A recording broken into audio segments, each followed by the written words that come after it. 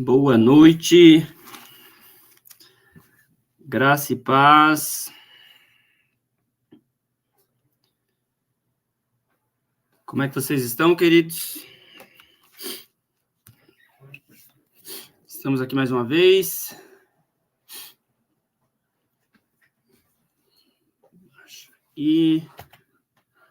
Estamos aqui mais uma vez para uma aula da escola bíblica.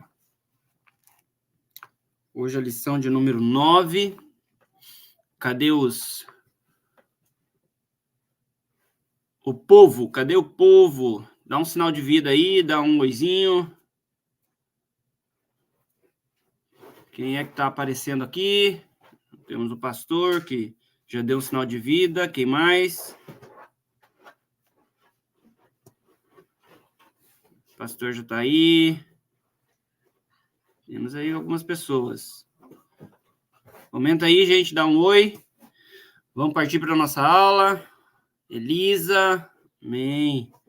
Então, vamos partir para a nossa aula, que o tempo não para, né? Então, vou convidar aqui o nosso querido irmão Telei novamente.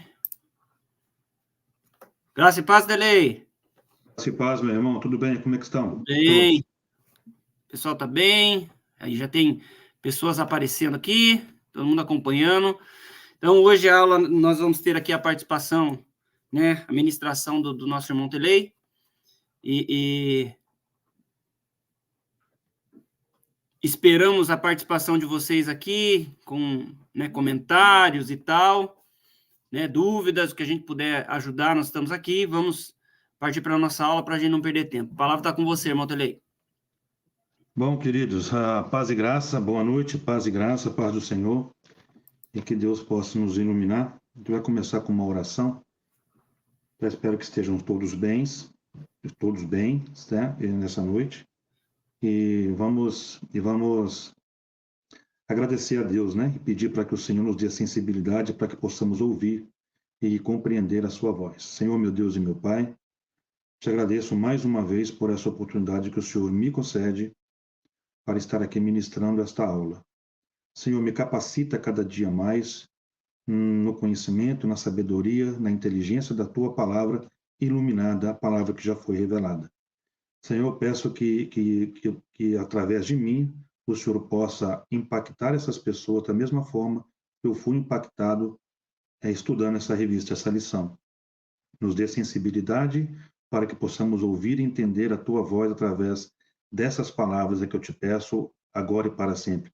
Nos instrua no nome de Jesus. Amém. Então, primeiramente, né, além de agradecer a Deus, eu gostaria também de agradecer ao nosso irmão Eliezer pelas instruções, pastor Jefferson pela oportunidade, tá? Eu quero tentar fazer na maior excelência possível essa ministração, para que depois ele me chame de novo, né? E espero que vocês gostem e que o Espírito Santo possa traduzir tudo aquilo que eu estou querendo dizer nas minhas palavras. É um pouco complicado quando a gente quer transmitir uma riqueza de informação, como é a Bíblia Sagrada, a gente canalizar isso aí e tentar dar porções para cada pessoa da maneira que elas precisam. Então, eu peço para que o Espírito Santo viabiliza o caminhamento do entendimento para cada cabeça, para cada coração, da maneira que ele achar melhor que faça com cada um de vocês, tá bom? E eu peço que os irmãos quiserem participar, podem participar com perguntas, com comentários, vai ser muito bem-vindo. Isso aí instrui a aula também, nos ajuda para que a ministração seja com excelência. E é isso que é principal, para a honra e a glória do Senhor Jesus. Amém? Então, a gente vai começar hoje a lição de número 9, né? A revista é da A Viva a Tua Obra, né? A Escola Bíblica da New Time Church, e a revista Viva a Tua Obra, lição número 9, Avivamento Pentecostal no Brasil. A gente vai querer tentar mostrar, né, dentro dessa lição de hoje, 3 objetivos, tá? Eu coloquei como meta 3 objetivos dentro dessa lição, e eu vou tentar cumprir esses objetivos conforme o Espírito Santo for orientando a gente, tá? Que é número 1, mostrar que o movimento de Atos se repete no Brasil. iniciou lá em Atos 2, tá? E ao longo da história foi se repetindo no mundo todo, mas chegou a vez da gente fazer o comentário de ela ter repetido no Brasil. Repetido por quê? Porque se você, quando começar a discorrer essa história de como foi feito o avivamento lá no Brasil, e quando chegou esse avivamento no Brasil, a gente pode ver a semelhança que teve lá em Atos 2, né, a partir de Atos 2. Então, e a parte 2, item 2, é pontuar o nascimento do novo movimento, e 3, explicar a expansão do avivamento pentecostal, certo? Onde o nosso texto áureo ele está situado em Atos 19, 5 e 6, que diz: e os que ouviram foram batizados em nome do Senhor Jesus, e impondo-lhes Paulo as mãos, veio sobre eles o Espírito Santo, e falavam línguas e profetizavam. Nossa verdade prática, ela vem de Deus derramou o grande avivamento pentecostal no Brasil. Ele pode avivar mais uma vez o seu povo. Isso, não sei se os irmãos se lembram lá em Abacuque, na oração de Abacuque, quando ele fez aquela oração ao Senhor, né, sobre as coisas dele, e que diz lá em Abacuque 3:2, ele pediu novamente, né, que o Senhor faça as obras que ele tinha feito no passado para os nossos dias, no caso, nos dias dele, e a gente também pode pedir, é o que a gente está fazendo, né, pedindo para os nossos dias. Abacuque 3:2 diz: Senhor, ouvi falar da tua fama, temo diante dos teus atos, Senhor. Realiza de novo, em nossa época, as mesmas obras, faze-as conhecidas em nosso tempo, em tua ira, lembra-te da misericórdia. Muito bom, eu já citei isso na aula número 6 que eu tinha ministrado também, eu achei interessante, a gente está pedindo de novo, né, que o Senhor repita as suas obras que foi feita lá, em Atos 2, por exemplo, repita nos nossos dias de hoje. Amém? Vamos discorrer com a leitura bíblica de classe, e eu queria enfatizar também a leitura diária, tá, dos irmãos da semana, não sei se os irmãos acompanharam, certo? Mas está aí na leitura diária, os irmãos, é interessante, os irmãos dão uma pincelada nessa leitura diária, né? Cada dia da semana, você vê o que o Espírito tem revelado ali para a gente, e é muito bom, de repente você está sem um direcionamento, a que eu vou ler hoje? O que eu preciso ler hoje? O que eu vou estudar hoje? Porque eu preciso manter a minha leitura bíblica, né? E você está sem aquela ideia, sem, não sei para onde que eu vou, será que eu vou começar a ler a Bíblia de Gênesis de novo? E vou parar lá? Não vou. Então, pega esses itens, que isso ajuda, né? A gente a dar um direcionamento. De repente, a gente, com um versículo desse, a gente começa a discorrer outros, vai abrindo uma curiosidade, né? Igual lá na quinta-feira de Marcos 16:18, onde diz: as sinais e maravilhas são as marcas do avivamento espiritual. Por quê? E ali está tudo discorrendo, a gente pode fazer uma exegese, uma interpretação em cima disso, a gente chega em lugares deslumbrantes. Amém? Então é interessante também a gente acompanhar as leituras diárias, ok? A leitura bíblica em classe está em Atos 19, 1-7. Sucedeu que, enquanto Apolo estava em Corinto, Paulo, tendo passado por todas as regiões superiores, chegou a Éfeso e, achando ali alguns discípulos, disse-lhes: recebestes vós o Espírito Santo quando crestes? E eles disseram-lhes: nós nem ainda ouvimos que haja Espírito Santo. Perguntou-lhes então: em que sois batizados então? E eles disseram: no batismo de João. Mas Paulo diz: certamente João batizou com o batismo do arrependimento, dizendo ao povo que cresce no que após ele havia de vir, isto é, em Jesus Cristo. E os que ouviram foram batizados em nome do Senhor Jesus. E, impondo-lhes Paulo as mãos, veio sobre eles o Espírito Santo, e falavam línguas e profetizavam. Esses eram, ao todo, uns 12 varões. Né? Como foi lido, para mim, esse texto ele se explica por si só. Né? Na minha visão, porém, gostaria de enfatizar um pequeno comentário referente a este cenário, onde Lucas relata que Paulo, né, encontrou essas pessoas lá em Éfeso que alegavam ser cristãos, porém não possuíam experiência com o Espírito Santo. Né? Aí Paulo indagou, perguntou, como está bem escrito aqui no no texto, né? Em que sois batizados, né? Eles responderam que foi batizado com João, e assim Paulo, da maneira que foram explicando, né? Que for dizer que Paulo foi investigando, Paulo foi instruindo eles, batizaram eles. Por que eu quis fazer esse comentário? Porque, muito provavelmente, se alguns irmãos tiverem alguma outra anotação aí e quiser mandar um comentário aí, que eu estou dizendo que aqui, para mim, que essa, provavelmente, no Novo Testamento, ele é o único lugar que diz onde as pessoas receberam 2 batismos. Então, se os irmãos tiverem uma outra anotação, uma outra referência com relação a isso, mas na minha visão, pela minha leitura, é o único lugar que diz que houve 2 batismos. Assim, né, Paulo foi lá, impôs as mãos sobre eles, e aí teve a manifestação do Espírito Santo na vida daqueles 12, e, quer dizer, eles foram avivados, né? E aí ali começou, para eles começou realmente o avivamento para aqueles 12 que Paulo encontrou lá em Éfeso. Amém, irmãos? Na introdução, diz sobre a chegada do movimento pentecostal ao Brasil, mudou a realidade espiritual deste país de forma inquestionável e irreversível em termos de liturgia, proclamação do evangelho, manifestação do poder de Deus com sinais, prodígios e maravilhas. Vindo dos Estados Unidos, os missionários Daniel Berg e Gunnar Wingren chegaram em terras brasileiras em 1910. Por instrumentalidade desses servos, Deus iniciou o maior avivamento espiritual em terras brasileiras. O avivamento pentecostal no Brasil é o que estudaremos aqui nesta lição.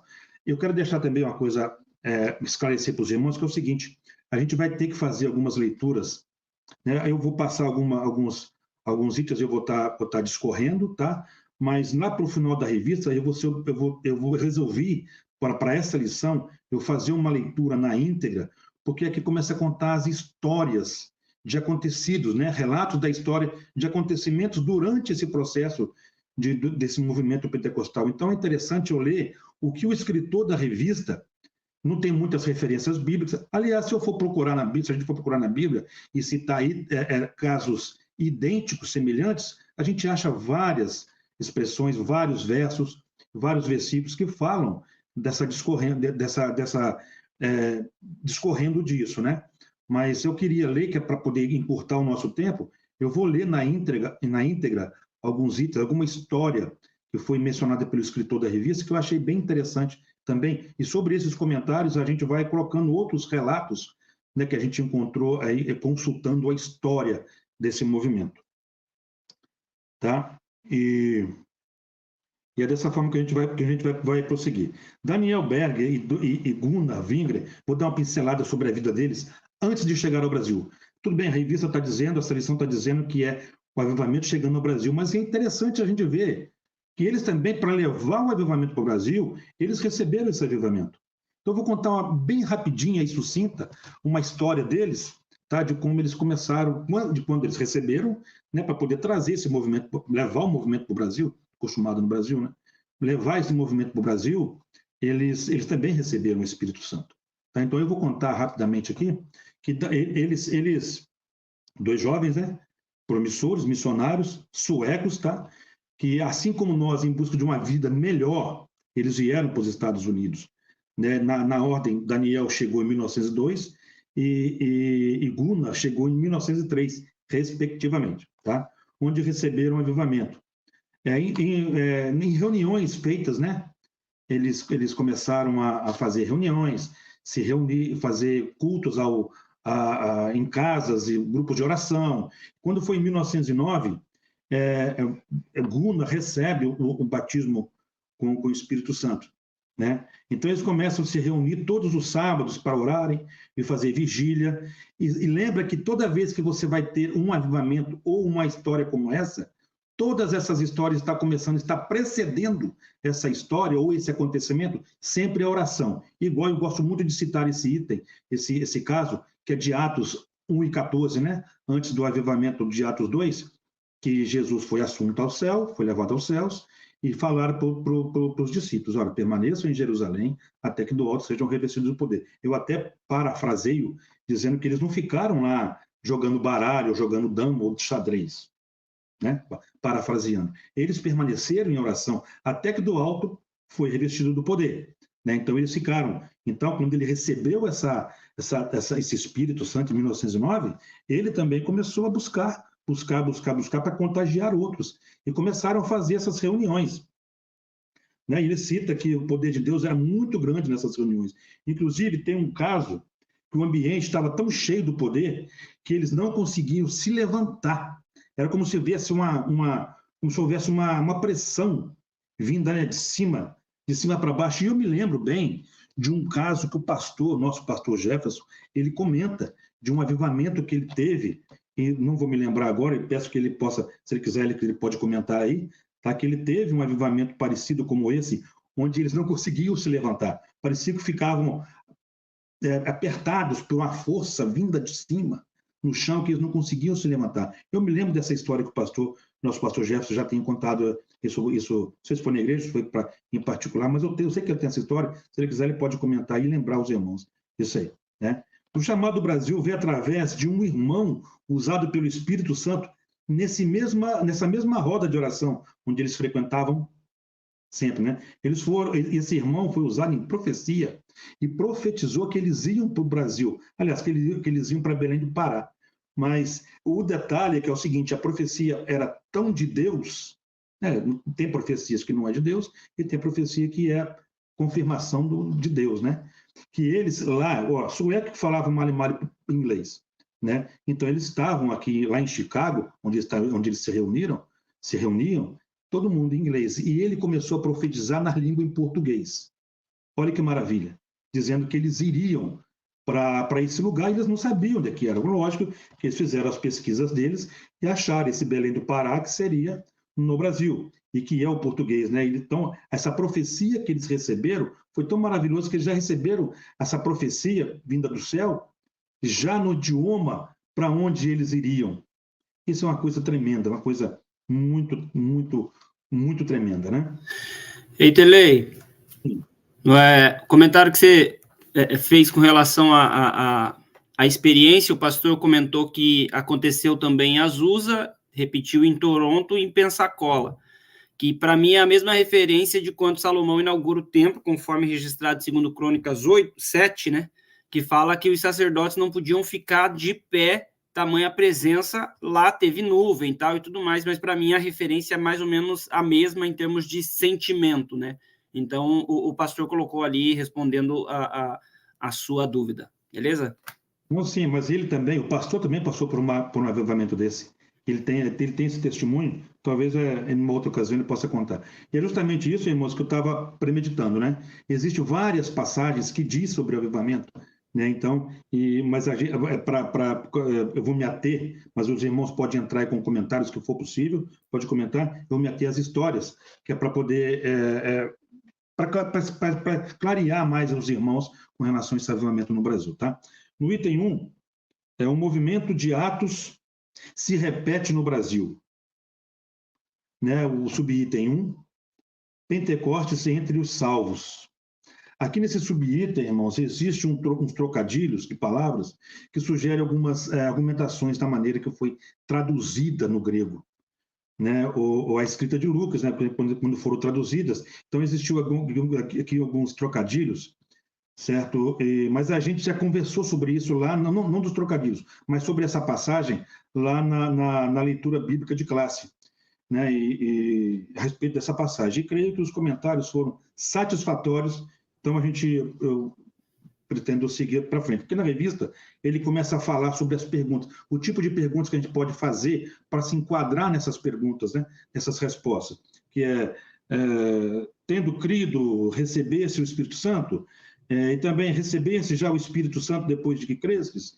Então eu achei interessante já passar por cima disso aí, porque são perguntas, são trocadilhos de palavras, né? Então a gente, como já comentou lá na leitura bíblica de classe, a gente vai seguir em frente com isso aí, tá? No subitem 2... Voltando, Telei, eu de novo.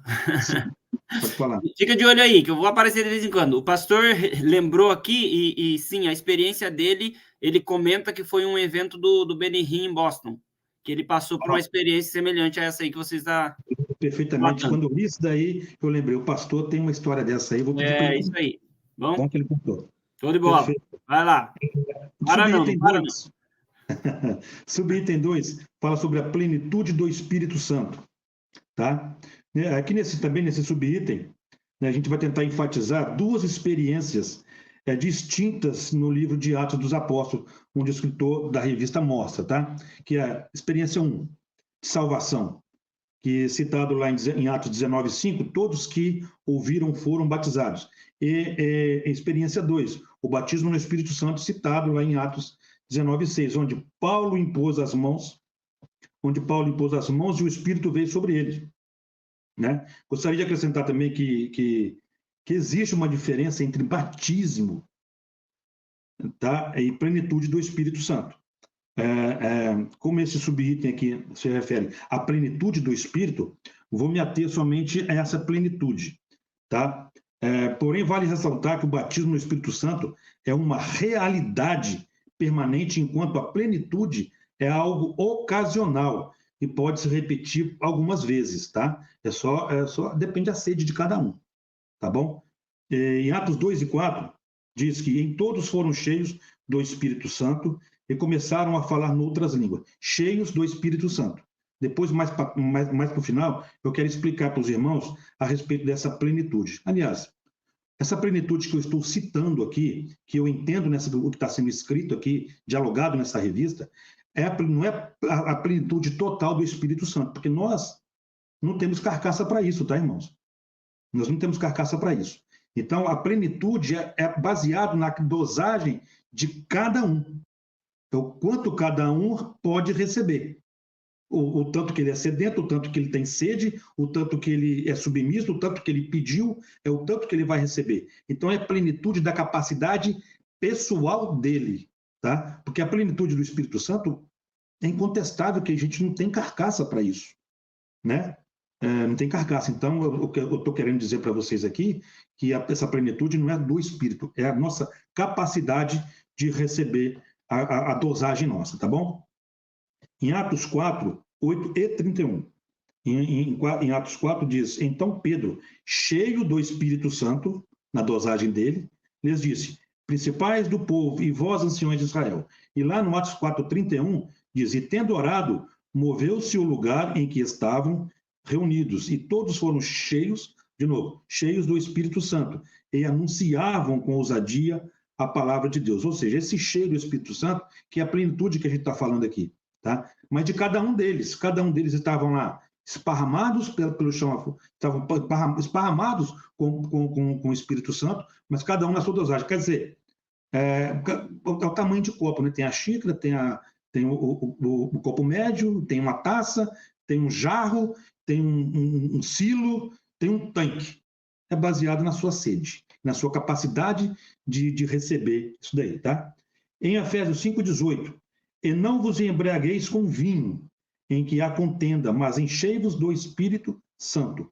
Aqui, nessa passagem, Paulo, ele faz uma comparação superficial, porque assim como pessoas embriagadas com bebidas, né? Com vinho, que seja, elas estão sob o domínio da bebida, ele também ele diz que a pessoa cheia do Espírito está sob o domínio do Espírito Santo. Né? Essa comparação parece, para a gente fazer essa comparação, esse trocadilho também, entre Atos 2:4 e Atos 2:13, aquela passagem que diz, né, que em Atos 4, que as pessoas que viam aquele avivamento lá em Atos 2, eles ficavam pensando que estavam bêbados, né, que estavam embriagados, cheio de mosto, né, e que não era. E a gente encontra muitos outros versos dizendo sobre encher do Espírito, podendo ser alusão à plenitude. Essa é a alusão que eu estou fazendo, que é ser cheios do Espírito Santo. Toda vez que a gente for usar uma passagem, enchei-vos, ou encher do Espírito Santo, ou estou cheio, ou estava cheio do Espírito Santo, essa é a plenitude de cada um, que a gente está falando, tá? E não foi uma sugestão deixada por Paulo, né? foram duas ordens, olha que legal. Uma ordem negativa, que é, não vos embriagueis de bebidas, né? Onde traz contenda. Mas a outra ordem, enchei-vos do Espírito Santo. E o detalhe é que essa frase ela não está no singular, ela está no plural, que é para dizer para nós que não é para um ou outro, não, é para todos. Depende a sede de cada um. Então não é só para um, é para uns. Enchei-vos do Espírito. Então essa ordem, que é para nós enchermos, é para todos que têm a sede e se encher. Tá? Amém. Gelei, tem 2 comentários rapidinho aqui da Maria Elisete, que ela diz assim, ó, que vem um avivamento no Brasil e no mundo, e ela comenta, né, que toda a terra seja cheia da glória de Deus, né? Então a gente já tem essa referência, tanto na Bíblia, né? Então, que nós também possamos ser cheios, conforme você está colocando para nós hoje aí. Amém? Amém. Glória a Deus que o pessoal está participando, né? E continua participando aí, tá bom? Mesmo que for com glória a Deus. Ok? E também, irmão, eu gostaria de mostrar aqui, tá? São interpretações e são itens que eu coloco, tá? Que são da maneira que eu vejo essa situação. Então, eu mencionei aqui 3 características na plenitude do Espírito, tá? Que, letra A, por exemplo, produção, a plenitude do Espírito, a produção de um caráter semelhante ao de Cristo. Lá em Gálatas 5, 22, 23 diz, mas o fruto do Espírito é amor, gozo, paz, longanimidade, benignidade, bondade, fé, mansidão, temperança. Contra essas coisas não há lei, né? E segundo item, envolvimento evangelístico. Lá em Atos 5, 12 e 14, diz que em muitos sinais e prodígios foram feitos entre o povo pelas mãos dos apóstolos, e estavam todos unanimemente no alpendre de Salomão, e a multidão dos que criam no Senhor, tanto homens como mulheres, crescia cada vez mais. Atos 11, 14 e 15. O qual te dirá palavras com que te salves, tu e toda a tua casa. E quando comecei a falar, caiu sobre eles o Espírito Santo, como também sobre nós no princípio. E a terceira parte que eu quis mostrar para os irmãos é sobre a plenitude com adoração, louvor, ação de graças e submissão. Efésios 5, 19 a 21. Falando entre vós em salmos e hinos e cânticos espirituais, cantando e salmodiando ao Senhor no vosso coração, dando sempre graças por tudo a nosso Deus e Pai, em nome do Senhor Jesus Cristo, sujeitando-vos uns aos outros no temor de Deus. Então, a gente conhece, né? Porque é diferente a pessoa quando está com a plenitude na sua capacidade, né? Que ela está cheia do Espírito Santo. Né? E isso nos faz lembrar também, lá em Mateus 5, de 13 a 16, que é onde Jesus fala que nós devemos ser luz, sal da terra, né? Sal da terra e luz do mundo. E que lá no versículo 13 do capítulo 5 de Mateus, diz, vocês são o sal da terra, mas se o sal perde o seu sabor, como restaurá-lo? Não servirá para nada, exceto para ser jogado fora e pisado pelos homens. Agora, vocês são luz do mundo. Não se pode esconder uma cidade construída sobre um monte. E também ninguém acende uma candeia e a coloca debaixo de uma vasilha. Pelo contrário, coloca-a num lugar apropriado e assim ilumina a todos os que estão na casa. Agora vem o forte. Assim brilhe a sua luz diante dos homens, para que vejam as suas boas obras e glorifiquem ao Pai de vocês que está no céu. Eu, assim que eu voltei para Jesus, né, um tempo atrás, e eu comecei a ver a forma que a igreja hoje, não estou falando exclusivamente da New Time, tá? Estou falando que eu já via, passei 30 e poucos anos fora da igreja, então eu presenciava isso daí. Antigamente, a gente passava, eu morei a boa parte da minha vida em São Paulo, interior de São Paulo, então Pindamonhangaba, para ser mais específico, tá? E a gente passava na rua, e lá de longe, nós que éramos cristãos, né, ou não cristãos, mas quando a gente passava na rua e olhava aquela irmã do coque, né, com um vestido lá no chão, assim, a gente olhava, tinha um brilho diferente. Então a gente fazia questão de correr lá para perguntar para ela, se ela era evangélica, para a gente poder também se identificar. Né? Seus irmãos aí também já passou por isso aí, faz um comentário aí também, dizendo que passou por isso, que a gente olhava de longe assim, já via aquela irmã ou aquele irmão, a gente via um brilho diferente. A gente via o diferencial entre o ímpio e o cristão, a gente conseguia enxergar isso aí. Hoje em dia, com tanta coisa acontecendo, com tantas igrejas enganosas, né? Enganando, a gente já não consegue mais a gente ainda consegue, tá? Mas é muito mais difícil a gente encontrar alguém que seja a luz do mundo, igual é o mandamento de Deus, né? O mandamento de Jesus. Nós temos que ser a luz do mundo, nós temos que ser transparentes por onde a gente passa. E ali ser identificados, né? E quando a gente fala, parafraseando aqui com a luz, fazendo a metáfora com o sal da terra, quando a gente expressa a nossa palavra, o nosso evangelho, quando a gente fala para as pessoas de Jesus, ou a nossa conversa, ela tem que servir para que as pessoas nos procurem novamente para poder continuar aquele assunto. Ou seja, né, o sal não dá sede para a gente? Então, quando a gente fala da palavra de Deus, a gente tem que deixar na pessoa aquele sal que, né, aquele trocadilho, se o sal, se eu estou com a boca salgada, eu quero beber água, eu quero mais água, eu quero beber água, então eu quero mais, eu quero mais, eu quero mais. Isso é que eu entendo, na minha visão, que a gente, sendo sal da terra, né, a gente fala de Jesus para as pessoas sentem sede, cada vez mais sede da verdade que é Jesus. Mas é a gente que tem que falar, né? A gente que tem que ser. Jesus mandou a gente ide para todo mundo e pregar o evangelho a toda criatura. E sendo sal, o evangelho que a gente prega, a palavra que a gente prega, eles têm sede de cada vez mais querer mais e mais e mais e mais, né? E nesse caso da plenitude, se eu tiver que elaborar, irmãos, uma planilha, igual eu fiz um quadro comparativo, tá? É bem simples, mas eu queria passar isso para os irmãos, né? O batismo, por exemplo, entre batismo e a plenitude, tá? O batismo ocorre somente uma vez na vida. Plenitude é uma experiência repetida. Batismo jamais ocorreu antes do Pentecostes. Plenitude ocorreu no Antigo Testamento. Eu cito Êxodo 31, de 1 a 5, né? Só que eu volto a dizer, tá, irmãos? A plenitude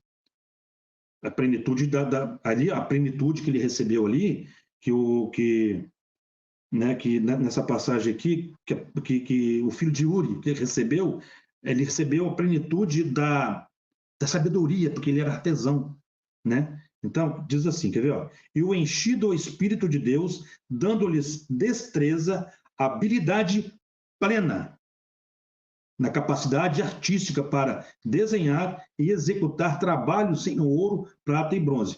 Nesse caso, o enchimento pleno dele foi o Espírito de Deus de sabedoria, naquela arte de artesão, de construir, de desenhar, tá? Especificamente isso. E lá em Deuteronômio 34 e 9, onde ele fala que, ora, Josué,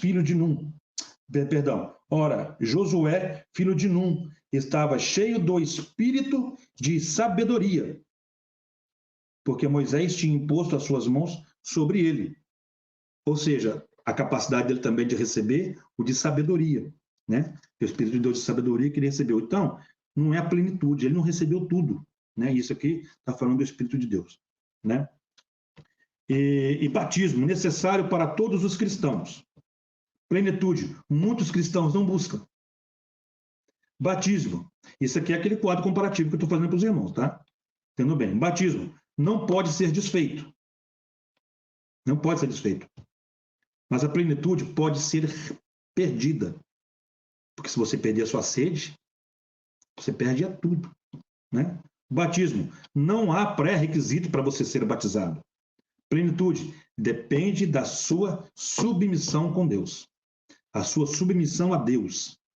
O quanto você tem sede. Eu ouço muito falar, o pastor falar isso para a gente. Qual é a sua sede? Santo, qual que é a sua sede, né? Então, é a nossa sede, ele vai nos preencher, o Espírito Santo vai nos preencher. Lembra do copo? Cadê uma xícara, uma taça, um barril? O que você é? O que nós somos? O que eu sou? Eu quero ser um barril, quero ser um silo, quero ser uma fonte inesgotável para receber e receber e receber e receber, depende da submissão de cada um e a sede de cada um, né? Subitem 1.3. Tá tudo certo aí, irmãos? Qualquer dúvida, se estiver muito rápido também, ou muito devagar, os irmãos também podem comentar, tá bom? Chamado por Deus. Aqui nesse subitem também, vamos falar sobre a chegada do movimento pentecostal ao Brasil, que foi em 19 de novembro de 1910, que foram trazidos, como eu comentei lá na introdução, pelos missionários Daniel Berg e Gunnar Wingren. Igual, né, estou comentando que foi na introdução. Mas antes, tem uma história, porque eu não sei os irmãos, mas pode haver alguém, para que não pense dessa forma. Não foi em 1910 que o evangelho chegou no Brasil. Nós estamos falando do avivamento, tá? Não esquece do tema da lição. Avivamento chega ao Brasil, tá? Ou seja, então, já existia o evangelho no Brasil. O Brasil, para quem, né, para quem lembra da história, em 1500 foi descoberto, em 1530 ele começou a ser colonizado, né? Então, já existia o protestantismo nessa época. Então, o evangelho aqui era pregado, era exercido através do protestantismo no Brasil, tá? Porque quando vieram as caravelas, vieram os navios portugueses para cá, e depois vieram os holandeses, assim, vamos no começo, em 1500, né? O que foi pregado aqui no começo foi justamente a Igreja Católica Romana, né?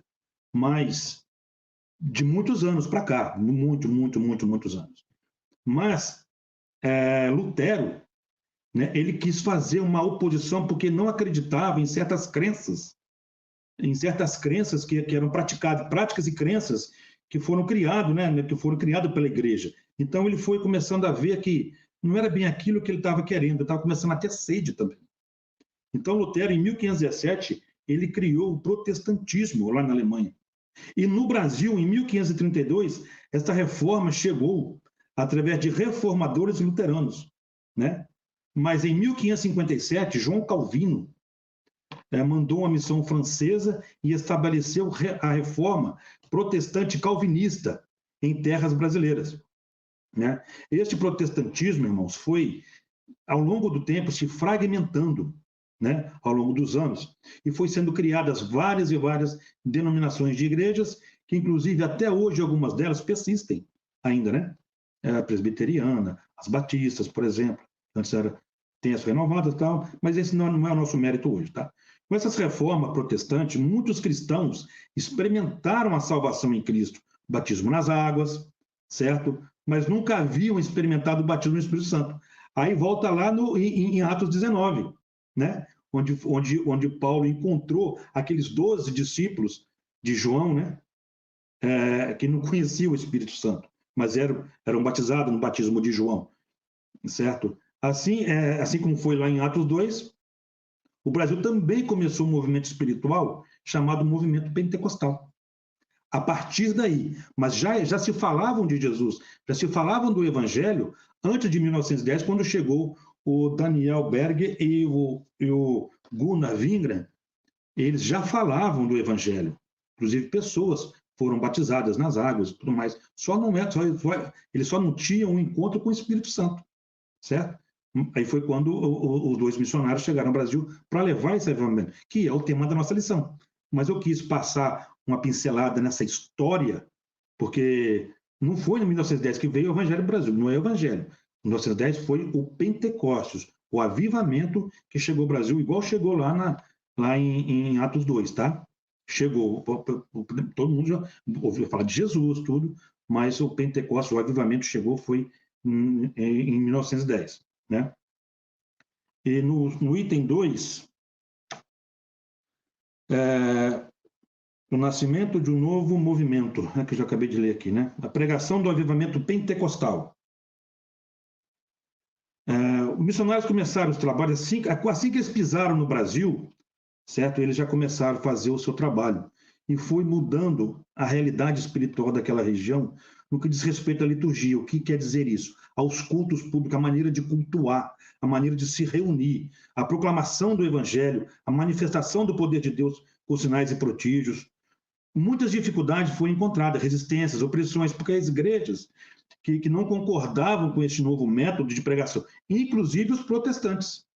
Tá? Lembra que era a Igreja Católica Romana, aí Lutero entrou com o protestantismo, Calvino entrou lá com as teses e foi criando, até chegou o Daniel Berg, mas o Gunnar, para trazer o Pentecoste, aí que começou todo mundo ficar mais ureta, que também começou os protestantes não concordarem com esse novo método que chegou, né? Mas aí, nesse meio termo, eles encontraram uma irmã que sofria de uma enfermidade incurável. Tá? Os lábios dela, nos lábios, essa doença nos lábios, de modo que essa irmã não podia ir frequentar as reuniões de oração, de culto, que os dois missionários faziam. Né? Foi que os missionários resolveram fazer o primeiro culto, sei lá, de repente, estou parafraseando também, né? O culto no lar, que é por causa dessa irmã. Né? E começaram a fazer cultos de oração na casa dessa irmã e lançaram para ela um desafio. Resolveram desafiar essa irmã. Olha só, você tem fé? Larga todos esses remédios que você está tomando pela fé, com fé na cura. E a irmã, ela resolveu aceitar esse desafio. E ela, cheia de fé, né? Foi e aceitou, lógico. Após uns dias de oração, ela recebeu uma cura integral. Não satisfeita, só que aí, com essa cura, ela viu que o negócio era diferente, esse poder era um poder mais diferente, ela começou a esticar. E eles já pregavam sobre a chegada do Espírito Santo, eles já pregavam sobre o Espírito Santo, então ela começou a esticar essas orações dela para mais tarde, né? Não, ok, fui curada. Agora eu vou pedir mais, eu quero mais, eu quero me encher mais. E ela começou a esticar essas orações. Um belo dia, lá de madrugada, já virou vigília, certo? Lá pela 1h, mais ou menos, que foi em 8 de junho de 1911, depois que ela permaneceu em oração até uma certa hora. Volto a dizer lá em Atos 1:14, que todos permaneceram em oração, né? Perto de 1h, assim, porém já na vigília, na madrugada, ela foi cheia do Espírito Santo e tornou a primeira pessoa a ser batizada no Brasil com o Espírito Santo. Esse é o relato, irmãos, salve que são consultas, né? Consultas que a gente faz. Se os irmãos tiverem algumas informações também de datas anteriores, né? ou mesmo dessa história, os irmãos também podem comentar aí, que a gente vai estar lendo, vai estar vendo, mas essa base da minha consulta foi justamente um diário deixado pelo Gunnar Wingren.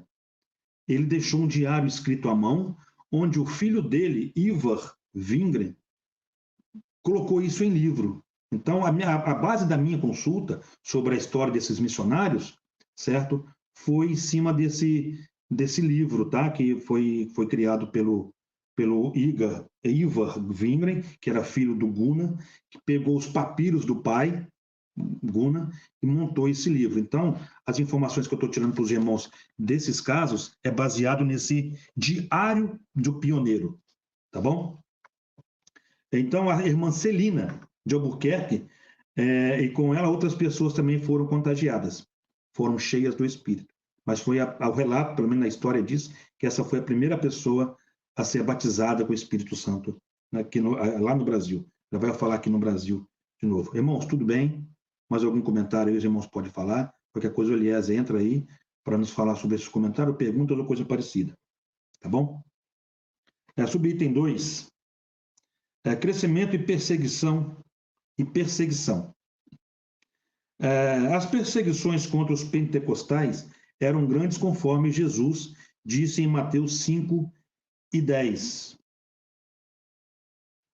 né, que diz que bem-aventurados os que sofrem perseguição por causa da justiça, porque deles é o reino dos céus. Os relatos daquele tempo mostram a tentativa até mesmo de homicídio. Tinha uma ocasião lá que eles estavam participando de um batismo nas águas, onde pessoas chegavam, às vezes até protestantes, né, para poder inibir esse movimento novo que tinha chegado ao Brasil, e queriam inibir, porque eles eram de uma fé, né, anterior, e não concordava com essa barulheira toda que o povo brasileiro estava fazendo através do Espírito Santo, né? Então, teve pessoas que atentaram contra a vida de Guna, né? Por exemplo, a irmã Celina, aquela mesmo lá do batismo com o Espírito Santo, ela chegou a salvar algumas vezes, ou alguma vez, o Guna se colocando na frente, né, de um homem com faca, que tentou acertar o Guna, mas ela se impôs lá, se colocou na frente, se colocou entre os dois lá, e salvou o camarada e está tudo certo. Né? Esses são apenas alguns registros da época, onde literalmente o Senhor deu muitos livramentos. Para finalizar bem esse item do subitem 2, certo? Salmos 34:7 diz que o anjo do Senhor acampa ao redor dos que temem e os livra. Então, a gente não tem o que temer, a gente precisa cumprir aquilo que Jesus nos mandou, ir por todo mundo, pregar o evangelho a toda. Não, eu vou pregar só naquele café ali, onde só entra a gente bem comportada, que lá ninguém vai ter faca para me atingir. Não, Jesus não mandou fazer isso, mas Jesus mandou a gente pregar o evangelho a toda criatura e entrar em lugares aonde pessoa comum não pode chegar. Nós, através do Espírito Santo, podemos chegar, porque nós estamos cumprindo o mandato de Deus, o mandato de Jesus. Né? No item 2 e 3, aqui eu quero ler ele na íntegra, na revista, tá, irmãos? Porque é uma história. Então eu não quero pular essa história para os irmãos. Eu tenho um comentário no final que eu vou fazer desse item, subitem 3, tá? Mas eu quero ler ele na íntegra para os irmãos, tá? Os irmãos podem acompanhar na revista aí. Curas divinas. Se houve perseguições e dificuldades no início da obra, também houve intervenções gloriosas de Deus na vida do seu povo. No Diário de um Pioneiro, lembra com os irmãos que eu falei? Obra escrita pelo missionário Gunnar Vingra. Na verdade, quem lançou esse livro foi o filho dele, Ivar. Ele tinha só, o Gunnar, ele tinha os papiros, né? Ele tinha o diário dele. Né? Inclusive, ele deixou no diário escrito que para o filho dele levar esses comentários para frente. Né? No Diário de um Pioneiro, obra escrita pelo missionário Gunnar Vingra, veja o seguinte relato. Uma irmã foi curada de uma enfermidade incurável no lábio, que era a irmã Celina. Comentei no subitem anterior. Um homem paralítico que estava moribundo e não podia mais falar, foi curado e veio depois para nossos cultos. Uma criança que estava moribunda com febre foi curada. Um homem de idade que sofrera com hérnia por 9 anos foi curado. Um outro homem que havia estado enfermo muitos meses com febre e tinha todo o seu corpo inchado, foi tanto curado como batizado com o Espírito Santo. Ele também recebeu o dom de profecia. Um homem que viu seu filho morrer, tomou-o imediatamente nos braços e começou a invocar o nome do Senhor. Imediatamente a criança voltou à vida. A esposa, quando viu o que aconteceu, se entregou ao Senhor. Esses são alguns de muitos sinais poderosos que marcaram o avivamento pentecostal no Brasil. Eram sinais de Deus confirmando a pregação dos nossos pioneiros, conforme diz lá em Marcos 16 e 20. E eles, tendo partido, pregaram por todas as partes, cooperando com eles o Senhor e confirmando a palavra com os sinais que se seguiam. Amém? Muito forte isso, né? No item 3, fala sobre a expansão do avivamento pentecostal, um modelo centrífugo. O avivamento espiritual fez com que a nossa igreja no Brasil buscasse um modelo de crescimento centrífugo, ou seja, de dentro para fora. Começaram cultos numa casa, num pequeno salão, num bairro, numa cidade. Os pentecostais evangelizavam pelas ruas, casas, escolas, hospitais. Mais adiante, os irmãos buscavam um local mais amplo para atender à expansão da obra. E o Senhor salvava, curava, batizava no Espírito Santo. Né? A gente vê todo esse crescimento, irmãos, tanto em denominações e tudo mais, mas o início de tudo foi muito difícil. Como foi citado lá nas aulas, né, nesta aula mais sobre as perseguições e tudo mais, a internet está cheia de relatos que cita todo este crescimento, de tantos que tem, de tanto esse crescimento, tantos relatos que tem, eu queria enfatizar, tá, irmãos, esse diário de pioneiro, que tanto quando eu comentei, também está escrito aqui, está dizendo aqui na revista, eu queria enfatizar. É muito bom esse livro.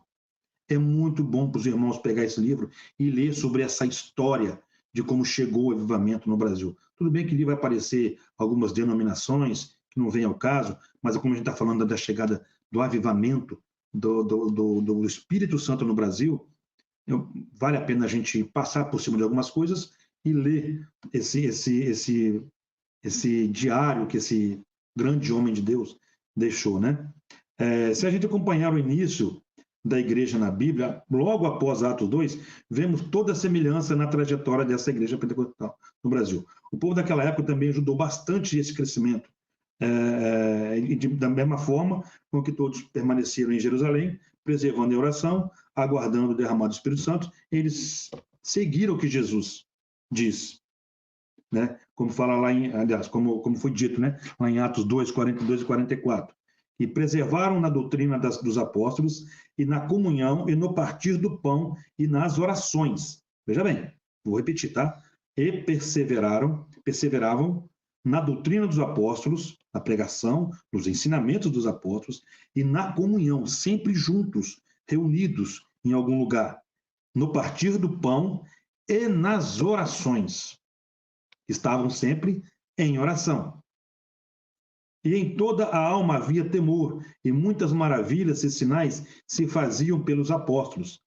E todos os que criam estavam juntos, sempre juntos, e tinham tudo em comum. Isso contribuiu muito para o crescimento da igreja. E esse crescimento centrífugo, irmão, é a mesma coisa lá de Atos. Porque quando eles se reuniram no mesmo lugar, o centrífugo, está explicado aqui na revista, o movimento centrífugo, né? Essa reação centrífuga, ela vem de dentro de um recipiente para fora. E foi assim, lá em Atos 2, né? Todos estavam reunidos, vamos pegar, recapitulando de novo, lá, Atos 1 e 14, permaneceram em Jerusalém, do poder, e permaneceram todos no mesmo lugar, até que do céu, como veio no vento, como som veemente e invadiu toda a casa, que eles estavam. Certo? Então, a partir dali, que explodiu, o Espírito Santo entrou na vida de cada um, teve esse avivamento, e dali que começou a dissipar, começou a disseminar todo o Espírito Santo, né? Ou seja, uma ação centrífuga, foi de dentro, eles estavam reunidos. E no Brasil, vamos acompanhar, que no Brasil foi a mesma coisa, eles se reuniam nas fazendas, nas casas, certo? Depois, por isso que teve essa mudança litúrgica na maneira de cultuar, porque eles começaram a fazer culto ao ar livre, ia para as praças, ia para a região ribeirinha, certo? Fazia nas fazendas, paravam nas fazendas, no meio da rua, e assim ia. Por isso que veio, estourou lá dentro da casa da irmã, né?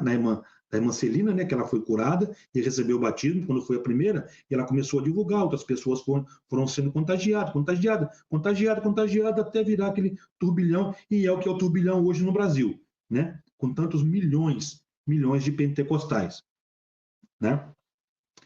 E isso foi contribuindo para o crescimento. Mas começou com uma ação centrífuga, onde alguns se reuniram e foram disseminando todo esse poder, esse movimento. Beleza? Eita, Lei. Nós tivemos aqui um comentário da Michele, que falou, que escreveu, né? Vivemos de milagre e da misericórdia de Deus até hoje. E da Silvana, que quando você estava comentando a respeito da história e tal e tudo mais, que você comentou das denominações, ela escreveu, sim, o que importa é a história do avivamento, né? Para a gente ter um norte para seguir. Então, sobre o que você estava comentando, nós tivemos esses comentários. Amém? Amém. Amém. Então, continua comentando aí, irmãos, tá? Amém. Parte para o final aí. Graças a Deus. Em Atos 1 e 8, diz que, mas recebereis a virtude do Espírito Santo que há de vir sobre vós, e ser-me-eis testemunhas, tanto em Jerusalém, como em toda a Judéia e Samaria, em Framingham, lá no Brasil, e até os confins da terra. Aqui em Milford também, talvez lá em Marlborough, se tiver algum irmão de Marlborough aí pode falar, se tiver alguns irmãos aí de outro país também pode falar, que aqui diz, né? Vou repetir, mas recebereis a virtude do Espírito Santo, Atos 1 e 8. Mas recebereis a virtude do Espírito Santo, que há de vir sobre vós, e ser-me-eis testemunhas, tanto em Jerusalém, como em toda a Judéia e Samaria, em Framingham, em Milford, em Ashland, em Natick, e em todo o Brasil e até os confins da terra. Né? E em 1910 foi a vez do Brasil receber esse derramamento do Espírito Santo, que é, e nós somos a semente disso daí, né? E nós trouxemos essa semente conosco, né? Amém, irmãos? Subitem 2, tá? Um crescimento acentuado. Passamos do centrífugo, né? Agora começamos a evolução dele, tá? Os pentecostais no Brasil não crescem porque buscam pessoas em outras igrejas, mas crescem porque os evangelizam e os discipulam por meio do Evangelho de Cristo. Segundo dados do IBGE, em 2010, os evangélicos eram constituídos de aproximadamente 42 milhões de pessoas. Desse número, a esmagadora maioria é de tradição pentecostal. Certamente, a próxima pesquisa do IBGE confirmará a tendência de alta. Tudo isso foi fruto do poderoso avivamento pentecostal que Deus enviou para a nossa nação. Né? Depois de ter se difundido o pentecostalismo, tá, irmãos, no Brasil, alguns estudiosos de religião e política queriam entender esse grande crescimento. Porque depois do avivamento, começou a deslumbrar, começou a crescer. Onde que isso vai parar? Então, alguns estudiosos, né, políticos e de religião da época, da nossa época já, tá? Já são contemporâneos nossos, certo? Que começaram a fazer uma pesquisa, tá? Eu consultei alguns artigos e me deparei com um artigo chamado Religião e Poder, intitulado como O Pentecostalismo no Brasil, por Gideon Freire Alencar, de 18 de maio de 2022, tá? Ele faz um relato sobre a teoria das ondas, por Paul Freston, de 1993.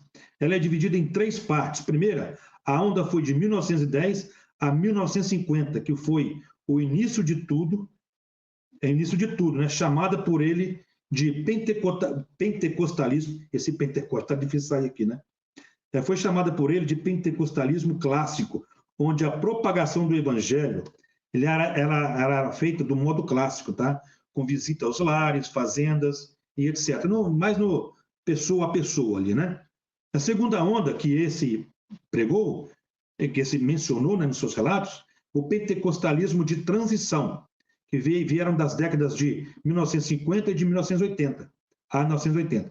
Nessas décadas, o Brasil se urbanizou, industrializou e iniciou a expansão dos meios de comunicação divulgando o evangelho por meio de panfletos, rádios e etc. E veio a terceira onda, que são já a nossa onda, né? Que veio o neopentecostalismo, que é da década de 1980 em diante. Aí já sendo divulgado o evangelho por meio das televisões, dos youtubers, né? E já passamos a conhecer grandes pregadores, né? Como não sei se os irmãos se lembram do Rex Humber, não sei se pronunciei certo, mas eu lembro que eu era garoto novo, eu acompanhei muito o Rex Humber, meus pais acompanhavam, e eu estava ali na cola deles, acompanhavam também, né, o Jim Swaggart, e apóstolo Jefferson, lá nos Sedentos, apóstolo Moisés, e esses caras aí que estão revolucionando também aí os avivamentos para o mundo afora, né? Mas são pessoas também que estão levando o evangelho, assim como o Rex Humber. Eu falei toda essa aula para me chegar nesse ponto, né, para falar do pastor Jefferson. O Rex Humber, o Jim Swaggart, o apóstolo Jefferson e outros apóstolos aí que estão deslumbrando em cima do mundo afora aí com a divulgação do evangelho do pentecostalismo, né? Irmãos, eu vou entrar na conclusão, nosso tempo já está um pouco apertado, então no finalzinho, antes de orar, eu vou perguntar se tem mais algum comentário, caso for possível ler, tá bom? Mas eu já vou começar aqui já na conclusão. Antes do avivamento pentecostal em solo brasileiro, o que denominava o cenário religioso era o sistema de doutrinas das igrejas históricas, que não admitia o batismo no Espírito Santo, com o sinal evidente de falar em novas línguas, bem como o exercício dos dons espirituais. Essas manifestações espirituais, fundadas na palavra de Deus, são marcadas do verdadeiro avivamento pentecostal no Brasil. né? Como eu queria citar aqui Marcos 16, 15 ao 18. E disse-lhes: Ide por todo o mundo, pregai o evangelho a toda criatura. Quem crer for batizado será salvo, mas quem não crer será condenado. E estes sinais seguirão os que crerem. Em meu nome expulsarão os demônios, falarão novas línguas, pegarão nas serpentes e, se beberem alguma coisa mortífera, não lhes fará dano algum. E porão as mãos sobre os enfermos e os curarão. Quantos de nós estamos cumprindo com esse ID de Jesus? Essa é uma pergunta que eu deixo para os irmãos. Mas para responder, não aí no comentário, se não quiser responder no comentário aqui, mas responda dentro do seu coração. Vamos nós respondermos dentro dos nossos corações. O que eu tenho feito no mandado de Jesus? Porque ele mandou a mim também. Ele não falou, ide, Eliezer, ide, Telei. Ele não especificou assim, não. Ele falou, ide por todo mundo. Ide, todos, por todo mundo, e pregar o evangelho. Então, isso aí serve para todos nós. O que eu estou fazendo para a propagação desse evangelho que começou lá em 1910 no Brasil, certo? Desculpa, a gente está falando do Brasil por causa da revista brasileira, tá, gente? Porque nos Estados Unidos teve muito antes, teve a Rua Azusa, igual foi comentado pelo pastor aí, tudo. A gente está especificamente falando do Brasil. Então, lá de 1910, quando começou o avivamento lá, o que nós estamos fazendo para essa propagação? Né? Que seja, a gente está no Brasil, mas está nos Estados Unidos, mas o que a gente continua fazendo para que a gente consiga propagar cada vez mais esse crescimento, esse Espírito Santo, que tem lugares ainda que não aceitam, e tem lugares ainda que nem ouviram falar ainda, certo? Mas nós somos a peça importante do quebra-cabeça que vai preencher aquela lacuna que falta dentro de um campo de um quebra-cabeça. O quebra-cabeça pode ser enorme, mas se faltar uma peça, ele está incompleto. De repente, essa peça somos nós, tá? Então, coloque no coração de cada um de vocês, e eu já coloquei no meu coração, em ir por todo mundo, ou aonde eu estiver, pregar o meu evangelho para toda criatura que está ao meu redor. Ou no meu trabalho, por exemplo, nas minhas andanças no mercado, já aconteceu várias vezes isso, de a gente pegar uma deixa e entrar com o evangelho. Isso é muito bom. Lembra de ser o sal da terra. E quando você tiver a oportunidade de falar de Jesus, seja o sal para que a pessoa se sinta com a boca salgada, com sede de buscar mais.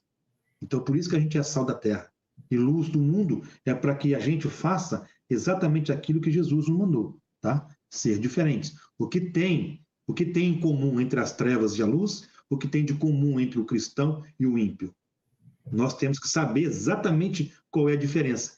E o mundo tem que saber exatamente onde é que está esse limite da diferença entre nós cristãos para os ímpios, para o mundo. E tem que ser bem, bem clara, né? Bem luz do mundo, para que as pessoas consigam enxergar e diferenciar. Amém? Temos algum comentário, aliás? Tem alguma coisa para dizer? No final tem um comentário da Maria Elisete, que ela fala quando ela recebeu o batismo com o Espírito Santo, que foi 12 anos após ela se batizar às águas, né, que ela comenta que fez uma busca constante por um período de mais ou menos 3 meses.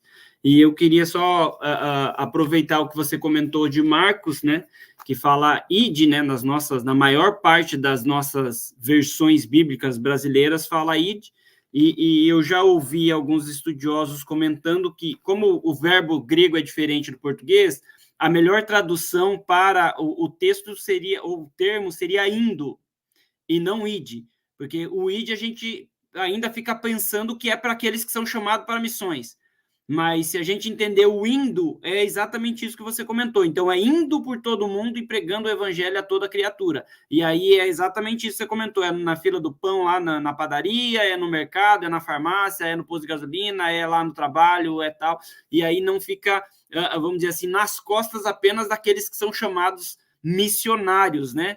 É a responsabilidade de todos. Amém? Então é isso aí. E esse indo também é um verbo de ação, né? Isso. Ele está ativo, no presente ativo. Sim, né? Aonde você vai, você leva. É bem isso mesmo. Exatamente. Desde aquele tempo ele já está com um verbo ativo de ação. Amém. né? Amém. Vamos agir. Amém. Então, mais algum comentário? Podemos terminar? Aliás, Não, você quer falar agora? pode orar encerrando. Amém? Eu gostaria de agradecer, tá?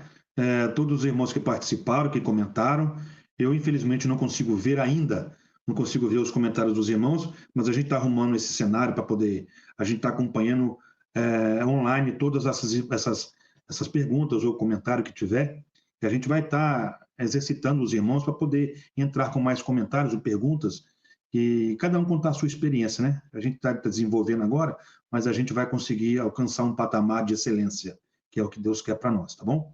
No mais, muito obrigado, agradeço mais uma vez essa oportunidade ao nosso pastor, ao pastor Eliezer, sobre essa oportunidade de ter confiado em mim essas lições. Espero que isso não pare por aqui, então vai depender de cada um de nós, né? E que o Espírito Santo de Deus continue nos iluminando e nos usando como canal para transmitir os ensinamentos da palavra de Deus para todos que querem ouvir. Amém? Senhor Deus e querido Pai, mais uma vez te agradeço por tudo, por todos, por que estão presentes, ou que não puderam assistir, ou que ainda irão assistir. Toque no coração, Pai, assim como foi dito no começo, assim como tocou em meu coração, e que eu possa ser um instrumento, Jesus, de canalização para impactação no coração das pessoas através da Tua palavra e do Teu Espírito Santo. Eu te peço e agradeço, tome conta de cada um. Abençoa meu pai, abençoa minha mãe e os proteja no nome de Jesus. Amém. Obrigado, irmãos, e até outro dia.